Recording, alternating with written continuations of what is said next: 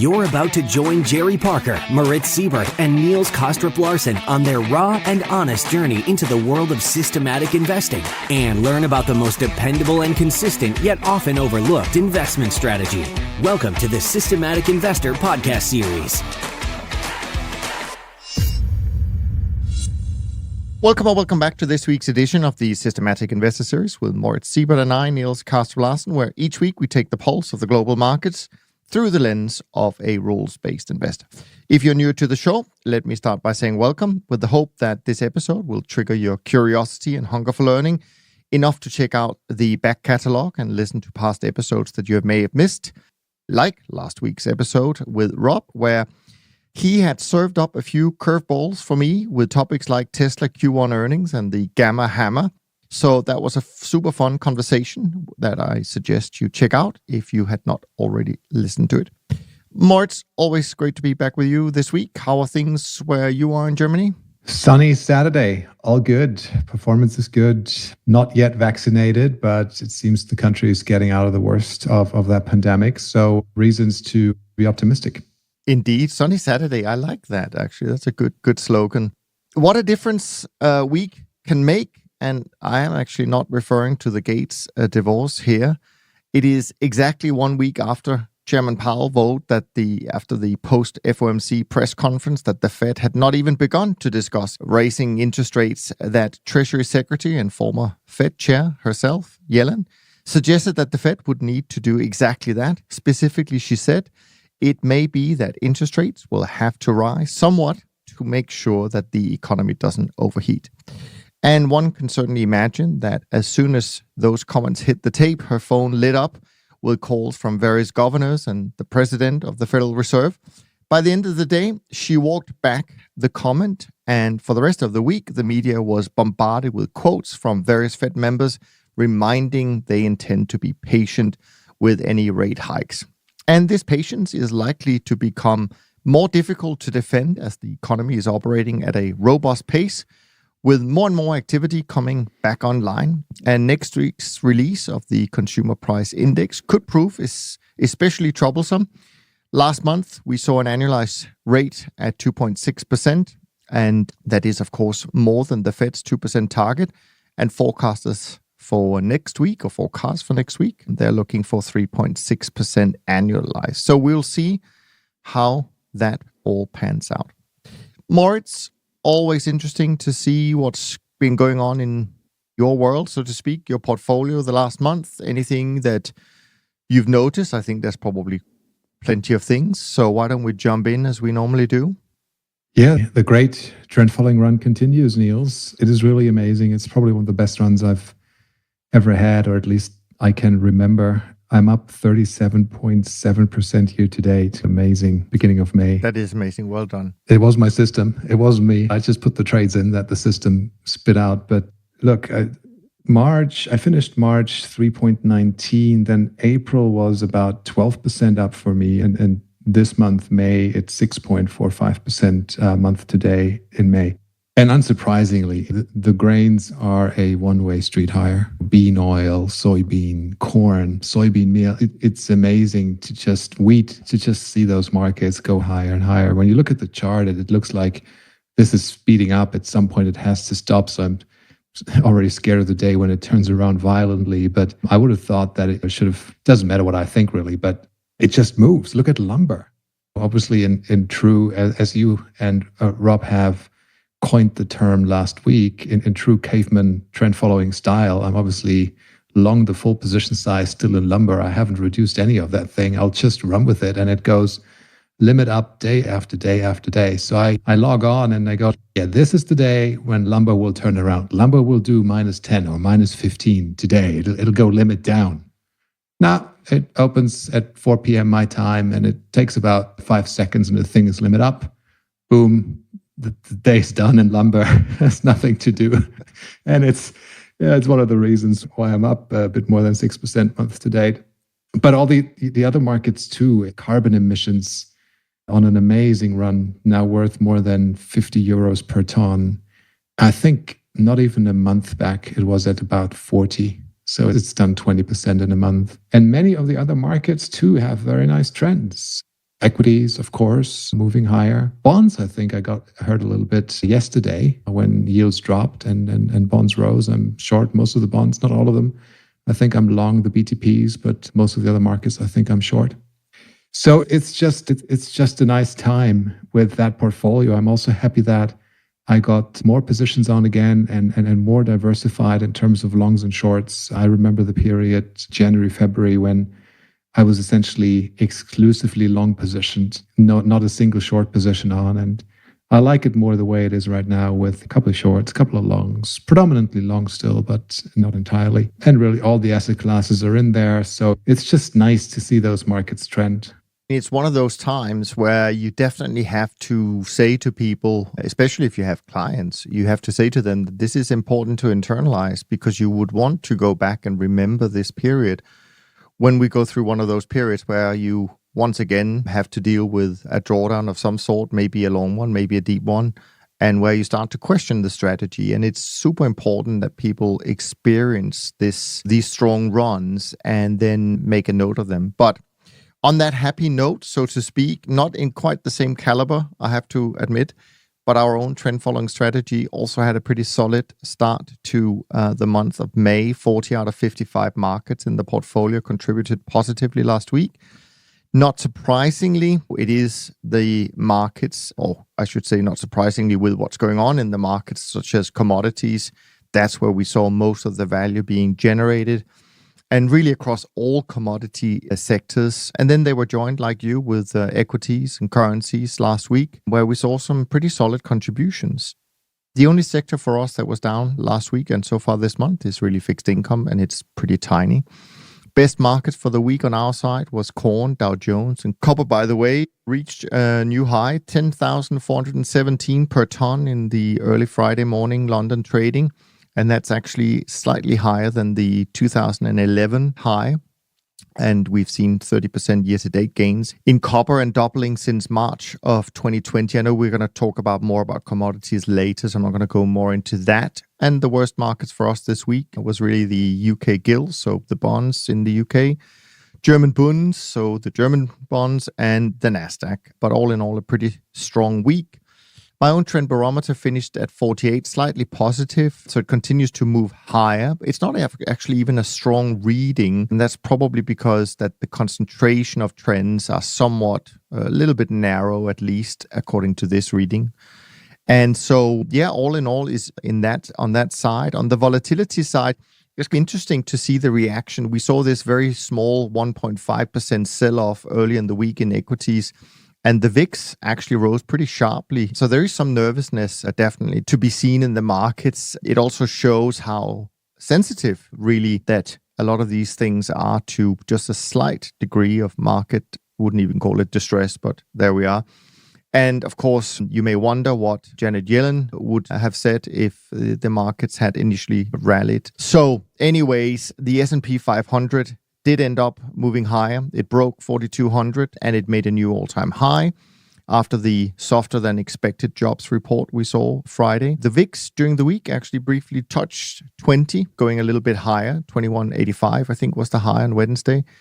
And that's not seen since March. And then we ended the week around 17. So we did see some weakness coming into it as equities moved higher.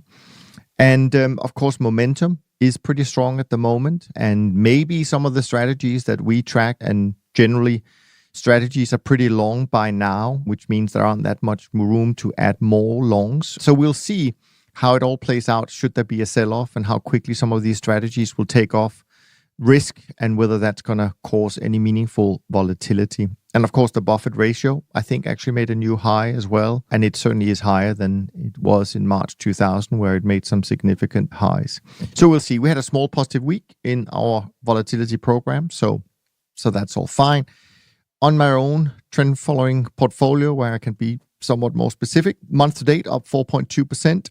Year to date, up 18.56%. Performance this month really coming from Group 1 and Group 2. Group 2 ahead with 2.48%. Group 1 up 2.21%. And then the fast reacting models got a little bit whipped around during the week, so they're down 50 basis points for the month. Best sectors so far, base metals by far, and then followed by grains and FX. And really the only Sectors to the downside were equities and then a tiny loss in precious metals. Single markets that so far is standing out on the upside is copper, aluminum, and the 10-year notes. And at the bottom, we really just see DAX and NASDAQ, and that's mainly from the shorter-term models or fast-reacting models. The week started out really buying a little bit of corn, bean oil, lean hogs, and some lead and some RBOB. And then later in the week, when equity sold off, I did actually get stopped out of some DAX, long SMI, and NASDAQ. And then the week finished with a long entry in the euro. And the risk to stop rose to 16.28%, and that's up from 11.97% last week. So there we have it. We've got some questions from John and Brian today that we need to deal with. You put in some interesting topics as well. But before we get to this, there were something I wanted to actually bring up with you. I know you did not have time to watch it, and that's perfectly fine. And it is a little bit of a detour from what we normally talk about. But I found myself last Sunday doing something that I would normally not do, and that is to watch a live broadcast of the Berkshire Hathaway annual general meeting. And of course, it is fascinating to watch Warren Buffett and Charlie Munger and listen to some of their comments to the questions they get and their general observations.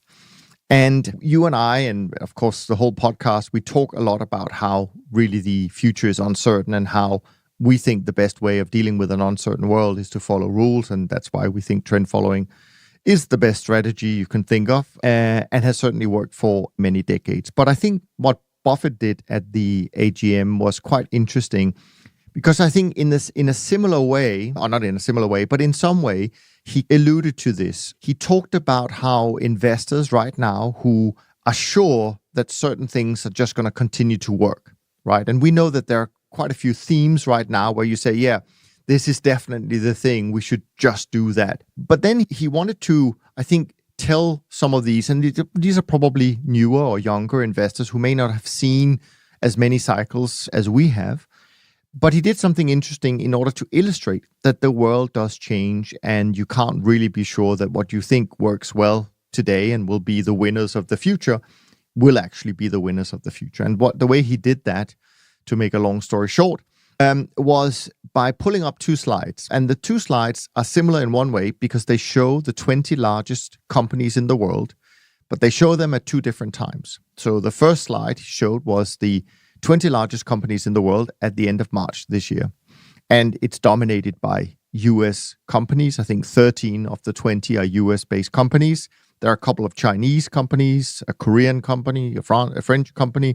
And then in second place, I should say Apple is number one. Saudi Aramco is number two. So the slightly state-owned, I could put it nicely, state-owned company is number two. Anyways, and there's of course a lot of tech companies is really the main 5-6 companies. They're all tech companies, and we've got Tesla. We even got Berkshire Hathaway actually is also there.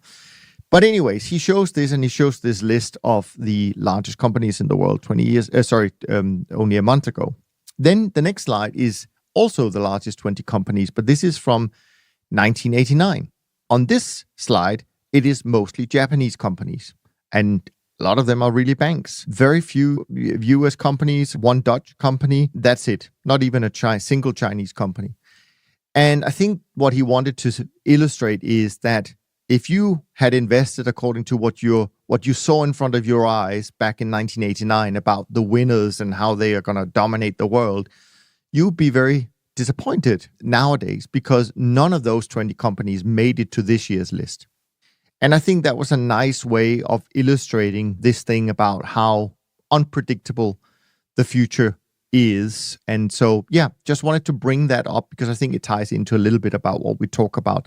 And before I want to hear your thoughts on these things, Moritz, and sorry, it's a long ramble now, is two other things that I thought actually was just interesting because you and I know that there's a lot of talk about ESG.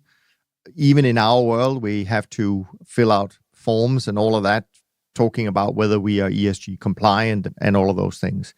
And the other thing that people start to focus on, and of course with good reason, is diversity in the companies and so on and so forth, on board levels, etc., etc. I noted that there were two motions put forward at the AGM that Buffett and Munger and all of those guys had to vote about. The first one was about ESG, because some of their largest investors, some of the US pension funds, I think it was CalPERS and a few Canadian pension funds, so really big investors, even in Berkshire Hathaway, they had put forward a motion that Berkshire Hathaway should adopt a policy where they start reporting on ESG every year. And because the underlying companies don't do it, so they feel they should do it. And then the other thing was a motion on diversity. They should, I can't remember exactly what the motion was about, but it's certainly about diversity and increasing that, I think, within Berkshire Hathaway. It was interesting to see that clearly from the vote, both Buffett and Munger completely didn't like those two and didn't want to hear anything about having to report on these things. So both motions failed completely once you saw the count of the vote. So I just thought that was interesting as well, because there is a lot of focus on the financial industry and many industries trying to improve those things.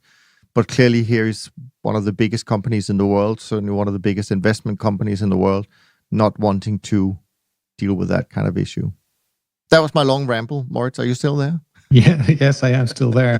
Look, ESG is a theme of our time. It is actually the theme right now. In Europe, at least it is. There's taxonomy here that forces investors, forces investment managers to take care of ESG, integrate it in their asset management, make products available to clients that conform with European Union ESG taxonomy. If you're presenting one product that is not ESG rated or not sufficiently ESG rated, then as of next year, there is an obligation for you to present an alternative product that is ESG rated to your prospective clients. So there's a massive change ahead of us, and it's already underway. By the way, as a result of that, I together with my team, I've hired the global head of ESG from Allianz Global Investors so that we as a firm become more thoughtful in that space and develop a larger footprint in that space, because I personally, I'm as a systematic trader, trend following trader mostly, I don't have a deep background in ESG. I know what it stands for, but I cannot really speak about the details. I'm just not qualified to do that. So we needed to get staff on board to do that because clients request that. Large institutional asset owners have no way around it any longer. So it is there, and I think it's going to stay. Now, an interesting question that comes to mind, therefore, is how does that show up in asset prices?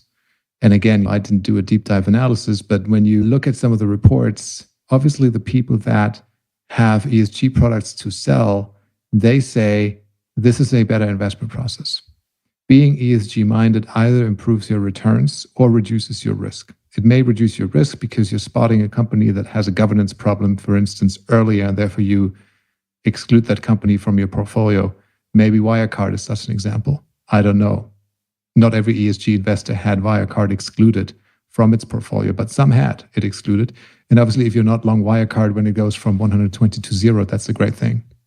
Whether it's return enhancing, if you have companies in your portfolio that pay a lot of attention to doing the right thing, being inclusive, and taking care of the environment, all of these things, this is very nice. I want to be very nice to our environment. I don't want to destroy the environment. But at the end of the day, as an investor, what counts is the bottom line, I guess, at least to most people in our space. They want to make a return with their money, or they want to have a return on capital with their money.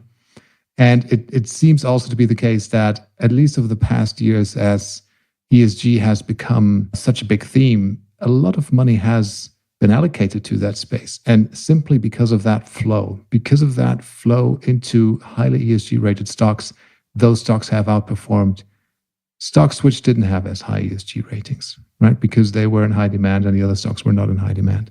So the alpha that is reported presently by ESG firms saying, look at this, I've outperformed the market and I have an ESG portfolio, and hence, therefore, it is great. That may be a flow-driven alpha, question mark. I'm not saying it is, I'm not saying it isn't. I simply don't know. There's a possibility that is true. And the other thing that, I just want to mention that very clearly here, there is, at least to me, not a very direct link between having ESG-rated stocks or high ESG-rated stocks in your portfolio. And so this is not an impact investment. Let me phrase it that way. It doesn't have an immediate effect on the world. And let me give an example. Say you have a company that is profitable, right? It has an operating cash flow. It pays out a dividend. Its business model is working fine. And therefore, it does not have a need to tap into the capital markets, either from a bond perspective, taking on debt capital, or from an equity perspective through a capital raising. So they can just sit there and operate their business model. And let's just say that's a fossil fuel company. If you're an ESG investor, you say, no, that's bad. I'm not investing in that company. But what does that mean? That just means that the valuation of that company on the margin will therefore shrink. The more institutional investors decide not to put money into that fossil fuel company, right? But somebody else will pick up the slack. Some hedge fund, some investor who doesn't care as much about ESG will now buy that company at an even more attractive valuation. So what did you really change? That company will just continue to do its thing. It now has an owner that is a hedge fund who apparently doesn't, or any other investor who apparently doesn't care as much about ESG. So that means they're unlikely to go to the AGM and vote with their feet and say, change your business model, because they've just purchased that company at a great valuation and apparently they're happy with the way that thing is operated, right? So I guess if you really want to change these things, you need to be an owner of the firm and vote. I guess this is where you have the lever. This is where you can make the change by going to the AGM, voicing yourself, or doing that in a coalition with other stakeholders and say, we want you to change. We want you to have a better reporting on your impact on the climate. We want you to reduce your fossil fuel emissions. We want you to do A, B, C. And if you don't do that, then we're going to vote against you, Board of Management, and we're going to vote against you, the supervisor. If that's not happening, then some of those companies will, I think, just become cheaper and more attractive to other investors and continue to go about the world in the same way they did before. So it just shows that space is so much more opaque and difficult to, at least for me, to capture than what we're doing with our completely price-driven, trend-driven type of trading style, where we look at price, we look at open, high, low, close, and volume, and that's about it. ESG doesn't enter our space. At least in my personal trading, it does not. And maybe the final thing before I stop is, of course, all of these ESG investors have policies like policies for responsible investment, and they all go, we're definitely not trading agricultural commodity markets. And I still, to the present day, look, I've so many times argued against that in a very friendly way, in a technical way, not only saying, look, if we're participating in these markets, we're improving liquidity, we're improving the price discovery process, we're giving those commercials and those farmers a way out, we're allowing them to hedge the risk, et cetera, right? Forget about it. It falls on deaf ears. Apparently, they think that the only function of an investor in commodity agriculture markets is to be a long index, long only, always roll the front month type of activity. But that dynamic, at least for us as trend following traders, is completely wrong. We're as likely to be long as we are to be short in the commodities. And we get a lot of blame when you're long crude oil, say. I remember that period of being long crude oil, and crude oil went to 140 or something like that, and it became more expensive to fill up your car at the gas station. And it's like, oh, these bad speculators, they're making the oil more expensive. On the way down, it goes to minus 37. But let's forget it. Like on the way down, it goes from 140 to 25 or something like that. We're short. Nobody says, hey, thank you, guys. Thank you for making the oil so cheap and running it down to 25. The gallon of gas now costs half. No, you're always the bad man in these markets. And this, to me, is where regulators and the people that come up with these rules, I think they're extremely short-sighted. They just don't want to see this. It's so much easier to say, you know what, it's bad. Don't do it. You're not allowed to do it. Stay away from it. Okay, fine. Maybe this, for traders like us, will actually open up some opportunities because those markets will become less efficient as opposed to more efficient when there's less capital impacting them in a structural, systematic way from institutional investors. Maybe that is good for us trend following traders. Remains to be seen. But the logical argument behind these things is, I don't get it. There's quite a few things to unpack, just as a little bit of comment to what you said. Firstly, just on the crude side, you could certainly also say that, and it's absolutely right that people shouldn't make the call to us when markets are going down and it's trading around 30 or 25, because we sold it at 100. We're not the ones pushing the market down. That's what people don't understand. Trend followers, we get in the initial part of the trend. We're not the ones who buy after it's gone up for 3 months. We're not the ones who sell after it's gone down for 3 months. So it's funny that you're absolutely right. We do get blamed for it, but it's completely misplaced either way, because we're not the ones engaged at that time of the trend. So that's one thing. The other thing I thought, which was absolutely a great point you made, and that is, it is the irony that actually, if you want to help the environment, you should encourage more people to invest in fossil fuel companies and then vote with their feet. It is the paradox that by saying, oh no, you can't do that, you lose any form of having influence on these companies. So I think that's another great point, and I think it shows you that sometimes policies have unintended consequences. And the third point I thought on the ESG side was quite interesting, and that is, on our side, we actually had to get our UCITS fund ESG rated by MSCI. Came out with the second highest rating you can get. I think it's called AA. So apparently what trend followers do, at least what we do, is very green. So people should buy more of it if they're into green investments. That's my conclusion. Anyways, joking aside, lumber was the first point you wanted to bring up. We touched on it already. Tell us a little bit about lumber. Yeah, I probably mentioned it already in my intro. Okay. Let me have a look at my sheet here just to give you... in the meantime, while you look at your sheet, just to give people a little bit of an idea, when we talk about quite a strong trend so far this year, it's up 133% just year to date. And just to mention maybe the second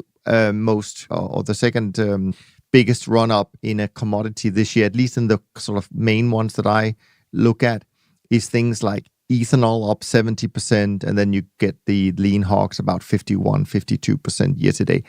But what's interesting about it, and I'm sure you'll touch on that as well, Moritz, and that is that lumber, and you and I talked about the breakout in commodities last summer. I remember it so clearly. We started to say, after all these years of markets going down, this is a pretty big base.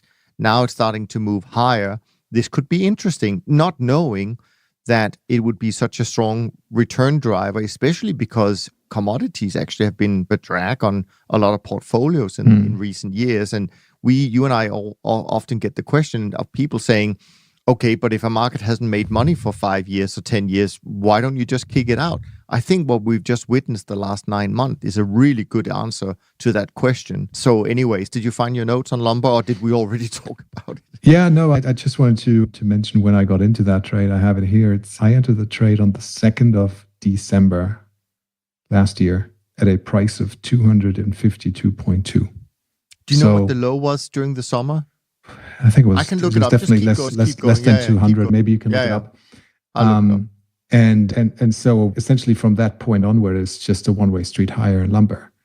It's an amazing run. I think it's outperforming even Bitcoin. It's limit up for the past couple of days. I didn't count how many days in a row, but it's probably 5 or 6 days or so in a row that it's limit up, making about, 4 or 5%, something like that per day. So this is amazing. And by the way, there's one podcast, just to mention that before we speak about the podcast at the end of that show, there's one podcast, an Otlot's Bloomberg podcast, that I found very interesting, where Joe Weisenthal and his colleague, I forgot her name, I think she's based in Hong Kong, where they interview somebody that is a wholesaler of lumber in the US.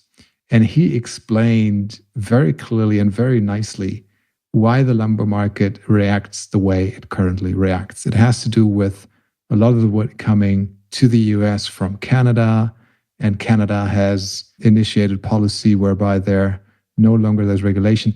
They're no longer allowed to cut as many trees as they previously did because they've cut too much. And they said, look, if we continue at that pace, then a couple of years down the road, there will just be nothing left to cut. So we have to slow it down.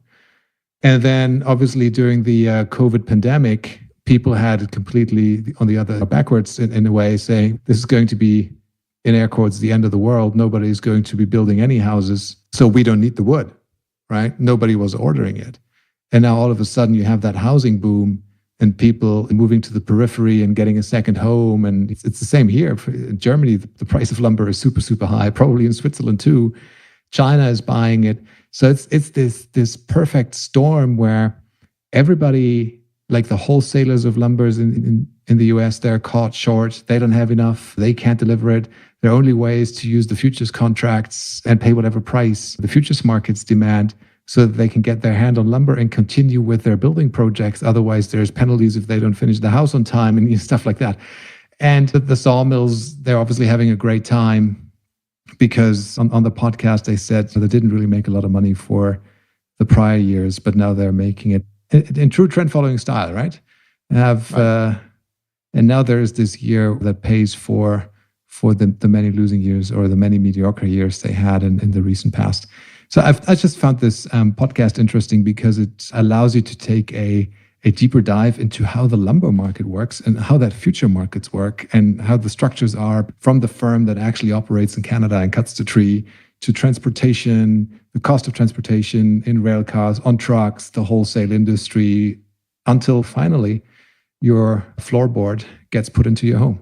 Yeah, super interesting. I'll probably check out that podcast. I find it fascinating. Just first and foremost, so the prices I'm quoting now is probably somehow back adjusted or whatever, so it may not be exactly the same. But anyways, we did see a low in lumber prices last year, and it looks like on this chart that it was around, say, $300. But on this chart, the price is now $1,670. So as you said, it's even better than Bitcoin, which most people probably wouldn't have imagined there would be anything better than Bitcoin that wasn't another crypto, of course. So, but you know what? This is a fantastic time to talk about and to illustrate for us what we've been talking about for the last 2.5 years on this series. And that is, this is exactly why you want a truly diversified portfolio, because especially why commodities is a really important part, which most investors don't have exposure to commodities, without a doubt. And I think this is one of the really important roles that trend followers like you, like us, what we can offer people and why we should be, as we've often mentioned, we should be a core allocation at all times, because you never know when these things happen.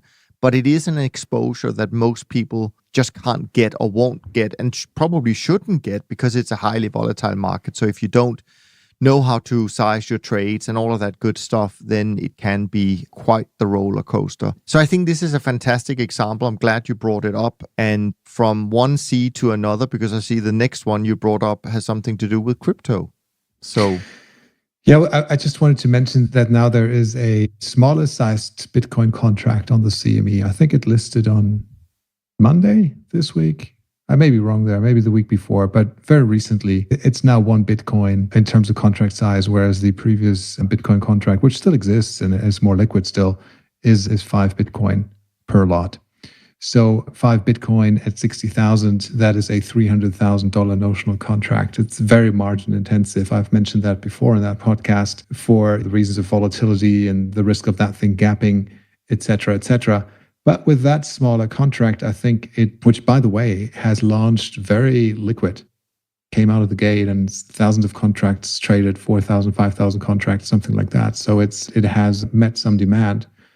And I guess that's good for smaller traders who want to get exposure to Bitcoin through a regulated futures exchange. Of course, mind you, as I've also mentioned on that show, probably too many times and people don't want to listen to me anymore, but it trades in contango, quite substantial contango, which is if you take the other side of the trade and you do these cash and carry trades, it's a very nice thing. But if you're outright long Bitcoin futures, then you're paying up for the futures. So if Bitcoin is at 58,000 or something like that, then the June futures is at 61,000, right? So it's for a bit more than a month, 1.5 months, it's a $2,000 difference and a $2,000 expected roll down per contract, something like that. It's a very volatile, very dynamic basis. It changes quite a bit. But people have to bear that in mind. If they're long Bitcoin through the futures contracts, then there is that roll down right now. Yeah, so a couple of questions for you, since this is your specialty, certainly compare it to mine. Do you think the new micro contract will actually become the more liquid one? And how many contracts is traded on the main Bitcoin that's been around now for a few years on a daily basis? I can look that up in a minute, but I think I saw 4,000 or 5,000 contracts on the micro. Just let me have I'll have fine. a quick That's look fine. at the big one. And so while Moritz does that, we will see what he comes back to. But it wouldn't surprise me if certainly the micro will gain popularity to a point where it will become the more liquid one. We certainly I think we saw the same more or less when we introduced the E-mini contracts on the stock markets, both for NASDAQ and the S&P. And so yeah. Go ahead, Moritz. As of yesterday, as of Friday, they had about the same notional turnover. On the big Bitcoin contract, it's about between 3,000 and 5,000 lots per day. Okay. And now on the micro, yesterday, Friday, 20,000 contracts. Thursday, nice. 18,000 contracts. So this is 1/5, as I've said. Yeah. But we're in the same ballpark already. Yeah. No, that's pretty impressive. And good on CME for getting those contracts out. I think they are important. I certainly think they're helping the whole crypto space to become much more accessible for institutional investors, not necessarily because they want to use the futures, but it just makes it more quote unquote legit, so to speak, that you have a futures markets, I think, as well. And also for hedging purposes, I guess it's important. What's the spread like, by the way? Do you follow? I know you don't trade it so much, the future side, but what's the spread like on a typical day in a Bitcoin? So if you were looking at the CME futures, and let's just say that the market was trading at 55,000, what kind of spread would you expect on a Bitcoin futures front month, so to speak? Just curious. Yeah, just looked at it right now. It depends on the time of day, but it's between $50 and $100. Okay, so not much really for that volatility. That's pretty good. Something like that. And they have Ethereum futures as well, by the way, on the CME since a couple of months, and also liquid. But, and of course, another point you brought up, Moritz, was that it's not the only cryptocurrency you can now trade as a futures on the CME group, and that also may have had some impact on Bitcoin itself. Tell us a little bit more about Ether. Yeah, so the Ether is going through an interesting changing from proof of work to proof of stake. Can you explain that? Because just to make sure we don't lose people here. Yeah.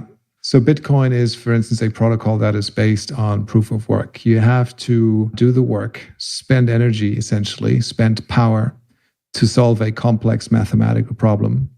And you're proving through your work that you have done it, and you get the block reward. There's different protocols that work in different ways. Proof of stake, for instance, where you're securing the network through ownership in coins and people staking these coins.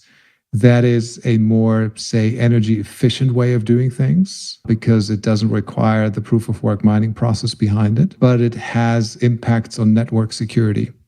Now, for some protocols and some coins, network security isn't the primary thing. They're looking to achieve other goals in DeFi space, etc. Of course, they want a secure network, but when you look into the Bitcoin crowd, the security of that Bitcoin network and the nodes that operate it, that is extremely important. We're not changing that to anything else but proof of work.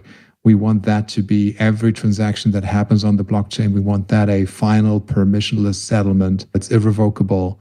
So for Bitcoin to fulfill its narrative as digital gold, the storehold of wealth, all these type of things, having that mechanism, that expensive mechanism, is probably the right thing. Whereas for other contracts, Polkadot, Cardano, etc., that don't present themselves as a storehold of wealth or a form of digital gold, but more as a decentralized finance solution for certain problems, they need to be doing something that allows them to operate more efficiently in terms of number of transactions, frequency of putting things onto the chain, etc., etc. So a proof of stake model is a more efficient setup for them. That is, is probably as good as I can explain it, and many people can do that way better than I can. But DeFi is taking off. It is the speed with which that industry develops and the speed with which that digital future is built in front of our eyes. Just to give an example, there's now tokenized stocks on Binance, on FTX. You can trade Tesla 365 days a year, 7 days a week, 24 hours on these exchanges. It's a token, right? You can put up Bitcoin as collateral. You can put up your fiat money as collateral, but you can trade a Tesla token, you can trade a Coinbase token, you can trade an Apple token. Those stocks are now tokenized on exchanges. And it is amazing that this happens so quickly. There's regulation here in Germany that specifies exactly what a security token, a utility token, a currency token is. So it is all moving in that direction. And DeFi plays a massive and very important role in that process. I wouldn't be surprised if a couple of years down the road, companies wouldn't be doing IPOs anymore. Why would you do an IPO and pay the middleman and pay the bank and, get to the stock exchange and pay fees and consulting fees and listing fees and then have an electronic security sitting in Clearstream, yada, yada, and settling T+2 against cash sounds really dated. Sounds like something from history. If you could also put that on the blockchain and have your company run in a fully digital way on chain, do an ICO, no middleman required in DeFi space, and have a smart contract that maps everything that happens with your company in that smart contract. The AGM of Berkshire, put it in the smart contract onto the blockchain. It's there for all time, cannot be changed, transparent, done. People can vote. All of that becomes possible, and Ethereum plays or can play a substantial role in that space because a lot of these smart contract tokens are based off of its blockchain and the ERC20 token or the ERC20 protocol. And therefore, it's off to run, and it's outperformed Bitcoin. It's now at 3,500, making new highs. Some people say that thing is going to go to the moon, 100,000. I don't know. Would be very nice. Maybe it doesn't. But the position right now is long, right? Right. Have you included Ether now in your trend following portfolio or not yet? No, it is not in my trend portfolio, but it is in my portfolio. Yeah. I just hold it, but maybe I should put it in the trend portfolio. So a question for you, and I do think DeFi is very interesting. So I think definitely there'll be more of that, I'm sure, to talk about. But just a little bit of a question here, and it's just from what I picked up listening to some of these different content creators talking about that. So we always talk about Bitcoin as being something that cannot be changed, and it's because of the way it's set up and the blockchain and all of that stuff. But then I hear about Ether, and I hear something like that there's a new version of it or 2.0 or whatever, and I'm thinking, okay, so here you have something that actually can be changed. And what's to say that, and obviously I'm based in the crypto valley, so what is to say that some of my neighbors here in crypto valley, who obviously invented Ether, and actually I saw, it was very interesting, and of course regret it completely today, but about 5-6 years ago I went to a seminar here in an impact forum. I think the founder of Ethereum, certainly one of the founders of Ethereum, came to talk about it. And back then, smart contracts, what have you, you just didn't really know what it could go or what it could mean. But anyways, back to my question. So I'm trying to get my head around the fact that here you have something where you could make changes, and therefore it loses, if that's true, it loses this whole thing about, oh yeah, it's all, decentralized, nobody can control it, et cetera, et cetera. Sounds like Ethereum can be controlled. Oh, no, you need to find the support for these changes, right? If you're proposing something and then you don't have the support and the community doesn't want to follow along with you, then there's no point in that. Take the easy example of Bitcoin Cash or Bitcoin Satoshi Vision. Those resulted in forks. It wasn't a change of the Bitcoin protocol. It was essentially a conflict between different parties to that protocol, different people who wanted different things. And the only way to resolve that conflict was to fork the chain. Now, you can see the winner is Bitcoin and not Bitcoin Cash, because ever since that fork, Bitcoin has massively outperformed Bitcoin Cash, and Bitcoin has outperformed Bitcoin Satoshi Vision. So chains can fork. That is one thing. Or you can hope for alignment and essentially get your user base and the community agree to a change and implement that change without a fork. Is Ethereum more centrally held, meaning are there fewer people who control enough of Ethereum to make changes? There's an organization, they can propose things. It's not like Bitcoin, really. Bitcoin doesn't belong to anyone. Right. Bitcoin is a piece of software. There's no organization, there's no company, there's no owner. And different coins are set up in different ways. They're like, most of them that have like a structure around them have more something like an endowment structure, like the charity type of thing construct, and not a for-profit organization. By the way, that is also what Facebook had in mind with its Libra coin. It should have been based in Switzerland, but inside essentially an endowment or charity type of organization and not a for-profit organization. And then it really depends. I don't know the details on Ethereum and the organization around Ethereum, what it is that they can actually do to the software in like a centralized way, in an independent way, without getting the backing of the community who uses it. I really do not know. It's certainly one of the arguments we hear about crypto, right? That unlike the fiat world where you can make changes and do things that is not necessarily in the holder's interest, decentralized finance, you shouldn't be able to do that. So if you can do it, and it sounds like you could, if you really would, it obviously takes a little bit of that argument away. But anyways, let's move on. By the way, I don't know if you follow this, just before we move on to some questions, Moritz. Another thing I found quite interesting this week was these continued outflows of the ARKK mutual funds. I don't know if you follow that. Cathy would, yeah.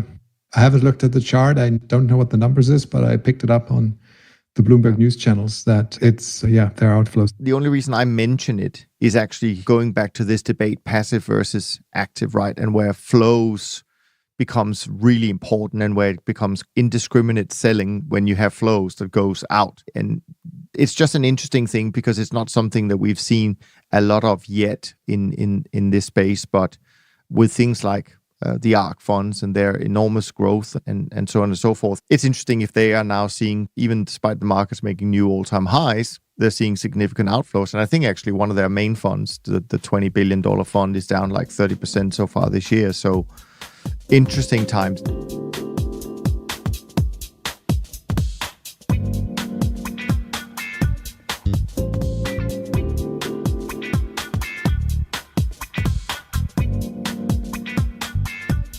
Now, we have a couple of questions. The first one is from John. I think John is in Canada, actually, speaking of Canadian wood earlier, or lumber.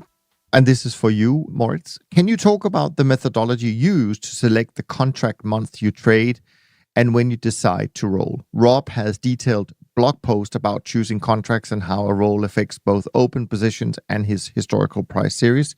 Different markets have very different amounts of future month liquidity. Some have seasonal components, etc. I wonder how the rest of the regular contributors approach the topic of contract selection in different markets. Good question. I think it came up in a different shape and form already, but I really do that on a market-by-market basis. There are some markets where I trade the front month contract all the time. The Kakaran, the Hang Seng, the DAX, the Bund, for instance. All of these are markets where I'm essentially trading the front month contract and I'm rolling at a point in time when the roll market is liquid. There's a roll market, spread market from, say, soon we will be rolling from, take the Bund future from June into September, right? So there's the MU roll market that has a liquidity pattern. I want to roll when that liquidity is there to have the highest probability of essentially saving bid-offer spread and trading cost. Then there's other markets where they just work in different ways, commodities and some of the short-term interest rate futures where there's more of a curve available for you to trade. And there's a liquid futures curve to trade, for instance, in Eurodollars, it's 3, 4, 5 years out, something like that. You can, and all of these points are essentially liquid. They're liquid enough for me.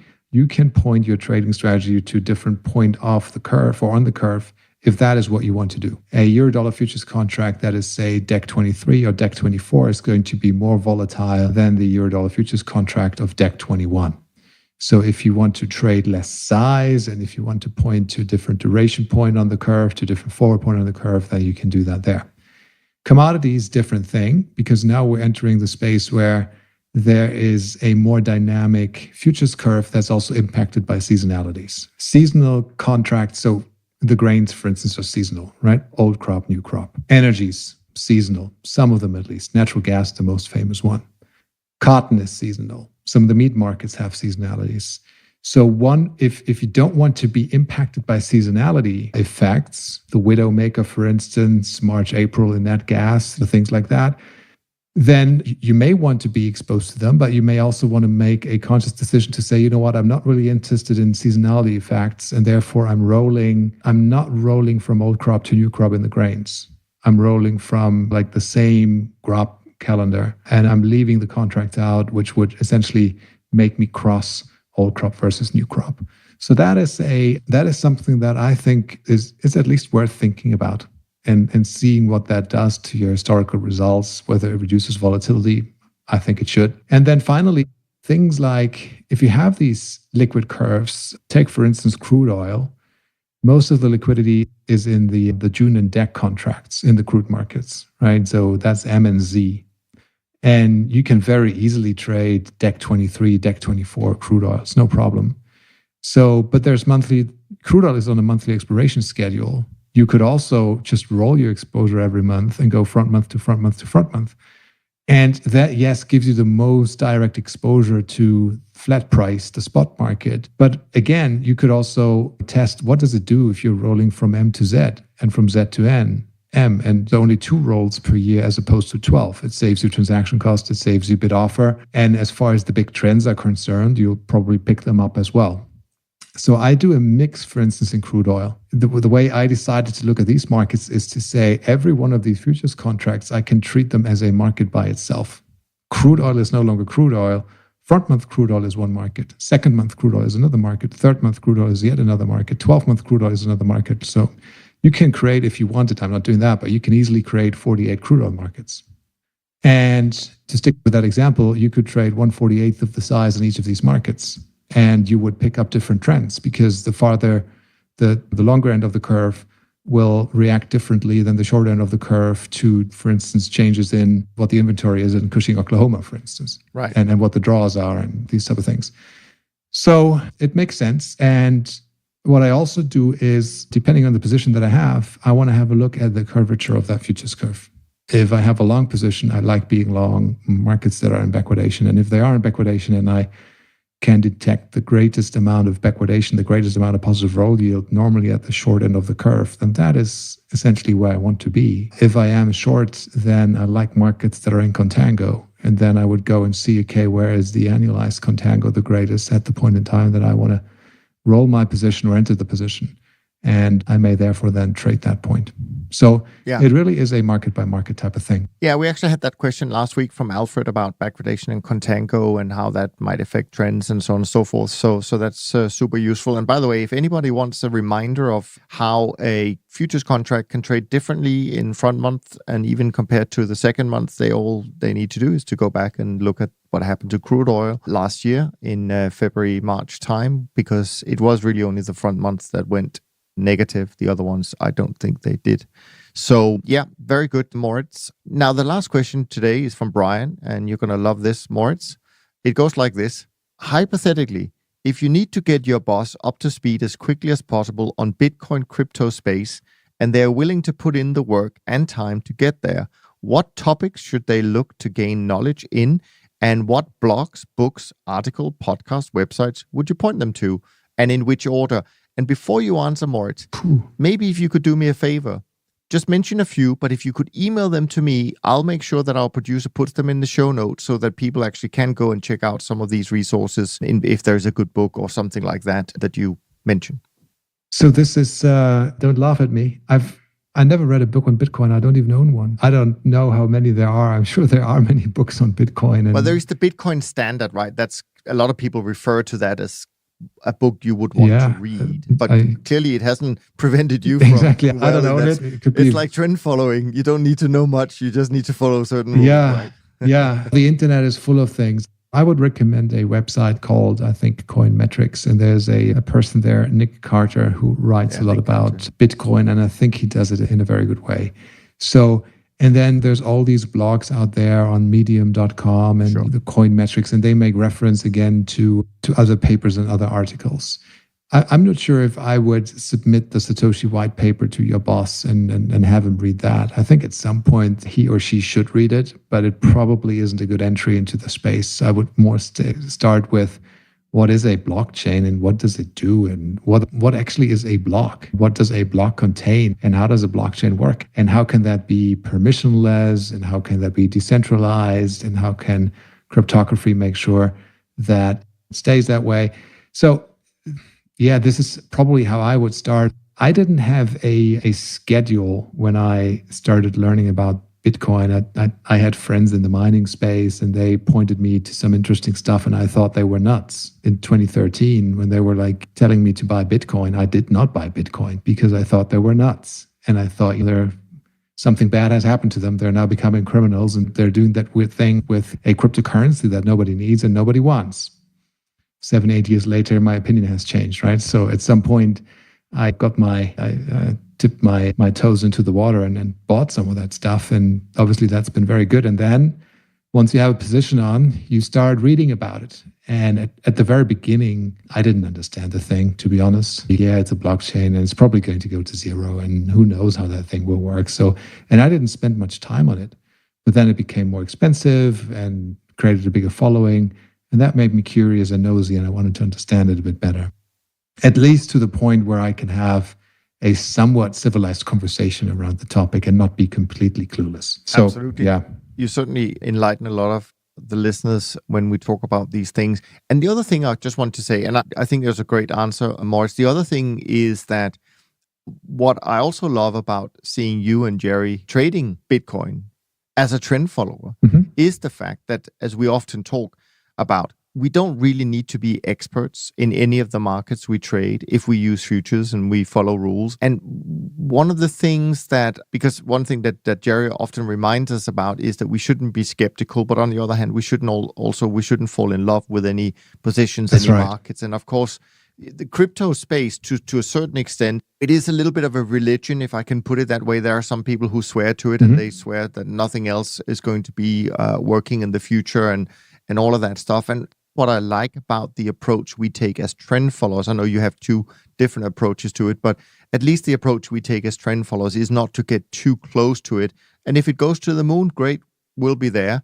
And if it goes to the ground, great, we'll be there. And in a good way, so to speak, from a short side. So I really do having this objective approach to these markets, similar to the example we've talked about today on lumber. Who would have thought that this would have happened 5 times the price in a year, right? And I just like the dispassionate, objective way we look at things. Yeah, so do I. And I think this is important. And I always want to remind myself of that. I'm not a Bitcoin maximalist. It's like this cool movement. I don't know where it's going. I think they have a lot of great ideas. I'm not sure if the regulators want to follow along with those ideas. There is very likely to be, let's call that a regulatory attack on that space with a probability of 100% in the not too distant future. So yeah, it's just there. It's going higher. I want to be long. I do that from a trend following perspective in Bitcoin for sure. But I've put a couple of other things into my portfolio just because that space seems to be ripping higher and developing so quickly. So yeah, I've purchased Cardano and a couple of these things. And by the way, not Dogecoin. I should have done that. But it's just I couldn't get around to do that. But let me say that very clearly. If those things turn around and they start to hurt me too much, I will have no problem closing that long position. I'm not in love with Bitcoin to the grave. If it needs to go, it needs to go. Yeah. And I think this is why it still puzzles me when you meet people who are against the philosophy that we stand for as trend followers, because I think it's a pretty pragmatic, pretty common sense approach, really. And maybe now that we've had a little bit of a good run, I love to see the monthly reports that the industry comes out from the industry. You see a lot of these trend following strategies now making new all-time highs and so on and so forth. And it's great to see that. What is not so great is to see how many people left the space as investors during the last drawdown, right? And this is unfortunately always what happens. We're for sure going to see a resurgence in interest, I'm sure, as the year progresses and hopefully trends continue, because suddenly people realize, oh, so I didn't have commodities in my portfolio, but now I can get it through trend following. But of course, we also know that's probably going to then be the high for a while, and we're going to have some kind of correction and so on and so forth. So, of course, trend following to me is a little bit of a religion. It's the way I like to view the markets and put my money to work, even though there are, of course, other opportunities that can yield you much higher rewards if you understand that. But anyway, speaking of trend following, it is nice to be able to report another good start to a month for the indices. The beta 50 index is up 1.42%. For May, up 708 for the year so far. SocGen Trend Index up 1.37%, up 707 for the year. SocGen Trend Index up 1.83%, up 8.87 for the year. And the short-term traders index is down about 23 basis points, but still up for the year 1.92%. MSCI World up 1.38% so far in May, up 10.76%. And government bonds is up 17 basis points, but I'm sure they're down for the year actually. So anyways, as we draw to a close, Moritz, anything in particular you want to send people to study, read, listen to? Thanks for that podcast share, by the way, the Odd Lots on Lumber. That's a great. That was my favorite in the past 2 weeks. I didn't listen to all too many. I just had a quick look at my cell phone to see what I've actually put into my ears. Masters in Business with Barry Ritholtz. There was Michael Lewis on there. That's my pick for this week. Exactly. Yeah. So he's just come out with a new book, Premonition, I think it's called, and it's again about U.S. and U.S. politics and how the pandemic was handled. Haven't read it yet, but he gave a bit of an intro on that show, and he's just one of the most excellent storytellers, Michael Lewis, that is. Absolutely. So I wanted to listen to that. And what else? I think, Mike Covella's come out with a new book, The Trend Following Mindset, featuring Tom Basso, and there was a podcast with Tom Basso on the Trend Following show with Mike Covell. And there's nothing really new about Tom Basso. Everything I listen to him. Listening to us, Moritz. There's exactly. There's nothing new. Trend following trader, retired. He now enjoys gardening, and he's a golf nut. But the way he comes along, he's just a nice guy. I've never met him. I wish at some point I will, but it's just the true wisdom, I think, and I really hope that's what people take away from all our conversations, and it's really what is said between the lines, and also that people, and this goes for myself certainly as well, you need to hear things many times and in different ways to truly internalize it. And I think that's really what I hope we can do through our conversations. There will be new stuff from time to time, and that's great. But just to help people internalize the philosophy of trend following, and of course, yes, help with certain practical aspects of it. But once you've internalized it, then you will be part of these great runs that we have and will continue to have in the future. I have no doubt about that. This is a strategy that it's not going to go away. It's been around in liquid form for more than 50 years, and it's not going to go away, or it's not going to change in terms of its effectiveness, unlike many other strategies out there. So hopefully that's what people take away from our conversation each week. On that note, let's wrap up this week's conversation. We hope that you've enjoyed it. And if you did, we certainly would be grateful if you would head over to iTunes, leave a rating and review, and any other platform that you come across the podcast. We would be ever so grateful for that, because they do help us to be discovered by more people. And next week, I'm joined by Jerry. And if you want to leave, or if you want to send us a question or two, please do so by sending them to info@toptradersunplugged.com. We'll do our best to give you a good answer as well. So from Moritz and me, thanks ever so much for listening, and we look forward to being back with you next week. And in the meantime, take care of yourself and take care of each other. Thanks for listening to the Systematic Investor podcast series. If you enjoy this series, go on over to iTunes and leave an honest rating and review. And be sure to listen to all the other episodes from Top Traders Unplugged.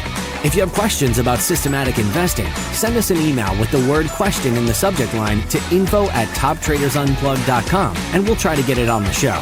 And remember, all the discussion that we have about investment performance is about the past, and past performance does not guarantee or even infer anything about future performance. Also understand that there's a significant risk of financial loss with all investment strategies, and you need to request and understand the specific risks from the investment manager about their products before you make investment decisions. Thanks for spending some of your valuable time with us, and we'll see you on the next episode of The Systematic Investor.